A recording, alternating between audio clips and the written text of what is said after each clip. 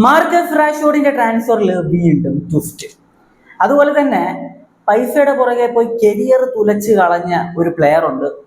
ആ പ്ലെയറിന്റെ ഒരു transfer update കൂടി നമ്മൾ ഈ ഒരു വീഡിയോയിലൂടെ നോക്കുന്നുണ്ട്. അപ്പോൾ വീഡിയോയിലേക്ക് പോകുന്നതിന് മുമ്പ് ജസ്റ്റ് ചാനൽ ഒന്ന് സബ്സ്ക്രൈബ് ചെയ്താൽ നമ്മൾ സ്ഥിരമായിട്ട് വീഡിയോസ് ആയിട്ട് വരുന്നതായിരിക്കും. അപ്പോൾ ആദ്യമേ നമുക്ക് പൈസയുടെ പുറകെ പോയി കരിയർ തുലച്ച് കളഞ്ഞ ഒരു പ്ലെയറിന്റെ കാര്യത്തിലേക്ക് വരാം. ജോൺ ഡുറൈൻ കൊളംബിയൻ പ്ലെയറാണ്. ഒരു സമയത്ത് കൊളംബിയയുടെ വേറെ ലെവൽ പ്ലെയറായി മാറാൻ സാധ്യതയുള്ള, കൊളംബിയയുടെ സൂപ്പർ താരമാകുമെന്നൊക്കെ പറഞ്ഞ ഒരു കൊളംബിയൻ വണ്ടർ കിഡാണ്. ആളുടെ കരിയറിനെ കുറിച്ച് ഞാൻ പറഞ്ഞുതരാം. കൊളംബിയയിൽ ഒരു ക്ലബ്ബിൽ നിന്ന്, സാധാരണ ഒരു ക്ലബ്ബിൽ നിന്ന് കരിയർ സ്റ്റാർട്ട് ചെയ്യുന്നു. അവിടെ കുറച്ച് മത്സരങ്ങളൊക്കെ കളിച്ചതിന് ശേഷം ആള് MLS പോവാണ്. മെസ്സി കളിക്കുന്ന അമേരിക്കൻ ലീഗായിട്ടുള്ള MLS ചിക്കാഗോ ഫയർസ് എന്ന് പറയുന്ന ടീമിലേക്ക് പോകും. ചിക്കാഗോ ഫയർസ് എന്ന് പറയുമ്പോൾ ഇപ്പോൾ റോബർട്ട് ലെവൻഡോസ്കിയുടെ ടീമാണ് ചിക്കാഗോ ഫയർസ്. അപ്പോൾ അവിടെ പോകും. അവിടെ നിന്നും 29 മില്യൺ യൂറോസ് നൽകിക്കൊണ്ട് ഇംഗ്ലീഷ് പ്രീമിയർ ലീഗിൽ ആസ്റ്റൺ വില്ല ഈ ഒരു പ്ലെയറിനെ സൈൻ ചെയ്യുകയാണ്. ഒന്ന് ആലോചിച്ച് നോക്കുക, ഇങ്ങനെ താഴെ നിന്ന് ഇങ്ങനെ മേലോട്ട് കുത്തനെ പോവാണ്. പ്രീമിയർ ലീഗ് ലോകത്തെ ഏറ്റവും മികച്ച ലീഗാണ്. അങ്ങോട്ട് ആൾ ആസ്റ്റൺ വില്ലയ്ക്ക് വേണ്ടി കളിക്കാൻ പോകുന്നു. അവിടെ ആദ്യം നല്ല തുടക്കമൊന്നുമല്ല, അറിയാലോ, ഒരു നോൺ യൂറോപ്യൻ പ്ലെയർ അല്ലേ, അപ്പോൾ സ്റ്റാർട്ടിങ് അത്ര മികച്ചതായിരിക്കത്തില്ല. എന്നാൽ പിന്നീട് ആൾ മികച്ചൊരു ഫോമിലേക്ക് എത്തി. പ്രീമിയർ ലീഗിൽ മികച്ചൊരു പെർഫോമൻസ് ആൾ നടത്തുന്നു. അവിടെയും മികച്ച രീതിയിൽ ഗോളൊക്കെ അടിച്ചു വരുന്നു. അതുപോലെ ചാമ്പ്യൻസ് ലീഗിൽ 7 മത്സരങ്ങളിൽ നിന്ന് 3 ഗോളുകൾ അദ്ദേഹം സ്കോർ ചെയ്യുന്ന രീതിയിലേക്ക് കാര്യങ്ങളെത്തി ഒരു സീസണിൽ. അപ്പോൾ ആ ലെവലിലേക്ക് എത്തുന്നു. ബയൺ മ്യൂണിക്കിനെതിരെ winning goal, Aston Villa Bayern മ്യൂണിക്കിനെതിരില്ലാത്ത ഒരു ഗോളിന് പരാജയപ്പെടുത്തിയ മത്സരം ഉണ്ടായിരുന്നു. അതിൽ വിന്നിംഗ് ഗോൾ നേടുന്ന ലെവലിലേക്ക് ആൾ എത്തുന്നു. അതിനുശേഷം ആളൊരു തീരുമാനം എടുക്കുകയാണ്. നല്ലൊരു ഓഫറുമായിട്ട് സൗദി ക്ലബ്ബായിട്ടുള്ള അൽ നാസർ, ക്രിസ്ത്യാനോ റൊണാൾഡോയുടെ ക്ലബ്ബ് വരുമ്പോൾ അങ്ങോട്ട് പോകുന്നു. പലരും പല രീതിയിൽ പറഞ്ഞിരുന്നു. ഒന്നാമത്തെ ചില ആളുകൾ പറഞ്ഞിരുന്നത് ഇത് ആളുടെ കരിയറിൽ എടുക്കുന്ന ഏറ്റവും മോശം ഡിസിഷനാണ് എന്നത്. ചില ആളുകൾ പറഞ്ഞു സൗദി ലീഗിന്റെ ആ ഒരു നിലവാരം മനസ്സിലാക്കി യുവതാരങ്ങൾ അങ്ങോട്ട് വരുന്നു എന്ന് പറഞ്ഞവരുണ്ടായിരുന്നു. അതുപോലെ തന്നെ ചില ആളുകൾ പറഞ്ഞൊരു കാര്യം ഉണ്ടായിരുന്നു, റൊണാൾഡോയോടുള്ള ഇഷ്ടം കാരണം ആള് സൗദിയിലേക്ക് വരുന്നതാണ്, പിന്നെ പൈസ കാരണം വരുന്നതാണ്. അത് നോർമലി എല്ലാവരും പറയുമല്ലോ. അപ്പൊ അങ്ങനത്തെ കുറെ കാര്യങ്ങൾ അന്ന് വന്നിരുന്നു.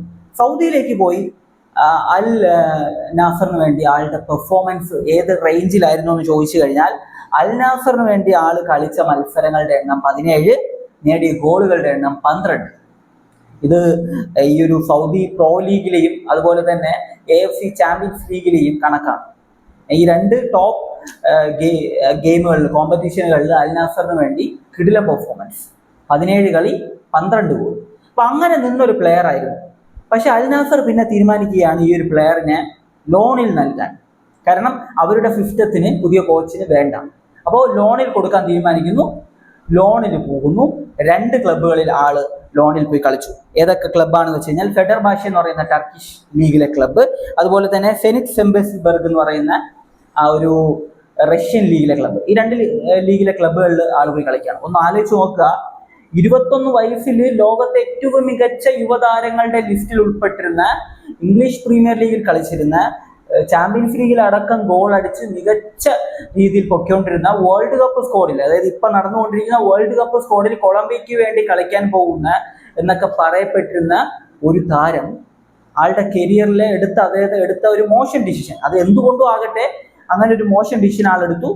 അറിയാലോ, പ്രീമിയർ ലീഗിൽ നിന്ന് 21 വയസ്സുള്ള ഒരു പ്ലെയർ സൗദി ലീഗിലേക്ക്, സൗദി അല്ല, നിങ്ങൾ MLS ആകട്ടെ ഏത് ലീഗാകട്ടെ, പോയത് ഒരു മണ്ടത്തരമാണ്. ടോപ്പ് 5 ലീഗിൽ ഏതെങ്കിലും ഒരു ലീഗിലേക്ക് പോയാൽ പോലും കുഴപ്പമില്ലായിരുന്നു. പക്ഷെ അതിന് താഴെയുള്ള ഒരു ലീഗിലേക്ക് പോയത് ഒരു മണ്ടത്തരമായി മാറി. അത് മാത്രമല്ല, വലിയൊരു എമൗണ്ട് കൊടുത്ത് വാങ്ങിയ പ്ലെയർ ആയതുകൊണ്ട് തന്നെ പെർമനന്റ് ആയിട്ട് വിൽക്കാൻ പറ്റാത്ത സിറ്റുവേഷൻ അൽ നാസറിനുണ്ട്. അൽ നാസർ ലോണിൽ കൊടുത്തു. 2 ക്ലബ്ബുകളിൽ ലോണിൽ പോയി. അതായത് 2 സീസണിൽ 4 ക്ലബിന് വേണ്ടി കളിച്ചു.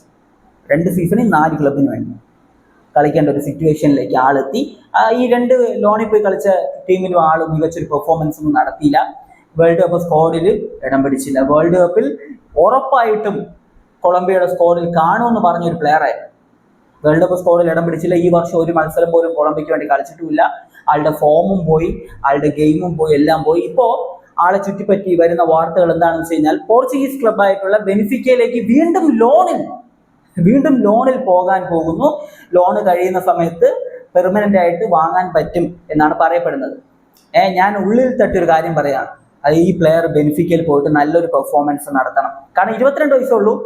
പല പ്ലെയേഴ്സിനെ നമ്മൾ കണ്ടിട്ടുള്ളതാണ്. യൂറോപ്പിൽ വലിയ രീതിയിൽ പറയപ്പെട്ടതിന് ശേഷം അവരെടുത്ത മോശം ഡിസിഷനൊക്കെ കാരണം യൂറോപ്പിന്റെ വെളിയിലൊക്കെ പോയി പല പല ചെറിയ ലീഗുകളിൽ കളിച്ചിട്ട് കരിയർ തുലച്ച് കളഞ്ഞ കുറേ പ്ലേയേഴ്സ് ഉണ്ട്. ആ ലിസ്റ്റിലേക്ക് ഉൾപ്പെടാതിരിക്കട്ടെ, വീണ്ടും യൂറോപ്പിലേക്ക് എത്തിയിട്ടുണ്ട്. എന്തായാലും ബെനിഫിക്കൽ ഒരു മികച്ച പെർഫോമൻസ് ആള് നടത്തി അടുത്ത ഘട്ടത്തിലേക്ക് ആള് പോകട്ടെ എന്നാണ് എൻ്റെ ഒരു ആഗ്രഹം. നിങ്ങൾ നിങ്ങളുടെ അഭിപ്രായം പറയുക. എന്ത് ഡിസിഷൻ ആകട്ടെ, പൈസ കാരണം ഇപ്പൊ നമുക്കറിയാം ഈ ലാറ്റിൻ അമേരിക്കൻ സൈഡിൽ നിന്നൊക്കെ വരുന്ന പ്ലേയേഴ്സ് എന്ന് പറയുമ്പോൾ വളരെ പൂവർ കണ്ടീഷനിൽ വരുന്ന പ്ലേയേഴ്സ് ആയിരിക്കും. ഫാമിലിയിൽ പല പ്രശ്നങ്ങളും കാണും. അതുകൊണ്ടൊക്കെ തന്നെ ഒരു നല്ല എമൗണ്ട് കിട്ടിക്കഴിഞ്ഞാൽ 20 മില്യൺ യൂറോസ് എന്താണ് സാലറി ആളുടെ, അത്രയും വലിയൊരു എമൗണ്ട് ഒക്കെ കിട്ടിക്കഴിഞ്ഞാൽ ഓട്ടോമാറ്റിക്കായിട്ട് അങ്ങോട്ട് പോകും, സ്വാഭാവികം. പക്ഷേ ഒരു പ്രൊഫഷണൽ പ്ലെയർ ഇങ്ങനത്തെ ഒരു ഡിസിഷൻ ആളുടെ കരിയറിന്റെ തുടക്കത്തിൽ എടുത്തത് വളരെ മോശമായി പോയി. ആളുടെ കരിയർ തന്നെ മാറ്റിമറിച്ചൊരു ഡിസിഷനായി അത് മാറി. ഇനി നമുക്ക് റാഷ്ഫോർഡിന്റെ കാര്യത്തിലേക്ക് വരാം. മാർക്കസ് റാഷ്ഫോർഡിന്റെ ട്രാൻസ്ഫർ ഭയങ്കര ട്വിസ്റ്റുകൾ നിറഞ്ഞൊരു ട്രാൻസ്ഫർ ആയിട്ട് മാറിക്കൊണ്ടേയിരിക്കുകയാണ്. ഒന്നാമത്തെ കാര്യം, ആള് കഴിഞ്ഞ സീസണിൽ ബാഴ്സയിൽ ലോണിൽ കളിച്ചു. 49 മത്സരങ്ങൾ, 14 ഗോള്, 14 അസിസ്റ്റ് എല്ലാം നേടി അവിടെ ഒരു ആവറേജ് പെർഫോമൻസ് ആൾ നടത്തി. അതിന് മുമ്പത്തെ സീസണുകളിൽ യുണൈറ്റഡിൽ ആൾ കാഴ്ചവെച്ച പെർഫോമൻസിനേക്കാൾ നല്ലൊരു പെർഫോമൻസ് ബാഴ്സയിൽ ആൾ നടത്തി. ബാഴ്സയ്ക്ക് ഒരു ഓപ്ഷൻ ഉണ്ടായിരുന്നു, 30 മില്യൺ യൂറോസ് കൊടുത്തിട്ട് പെർമനന്റ് ആയിട്ട് വാങ്ങാൻ പറ്റുന്ന ഓപ്ഷൻ. എന്നാൽ ബാഴ്സ വാങ്ങിയില്ല. ബാഴ്സ മറ്റ് വിങ്ങേഴ്സിലേക്ക് പോയി, ഈ ഒരു പ്ലെയറെ വാങ്ങിയില്ല. അവിടുത്തെ അത് തീർന്നു.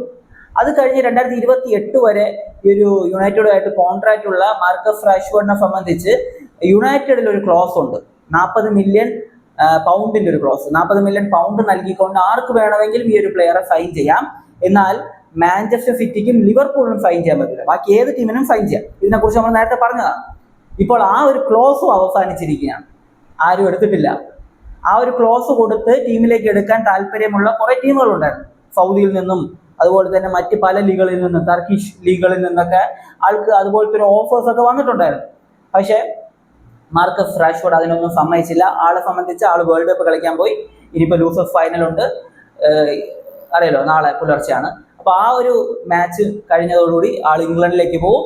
മാഞ്ചസ്റ്റർ യുണൈറ്റഡിന്റെ ക്യാമ്പിൽ ആൾ ചേരുകയും അവിടെ ആള് പ്രീ സീസൺ ട്രെയിനിങ് ചെയ്യുകയും ചെയ്യും.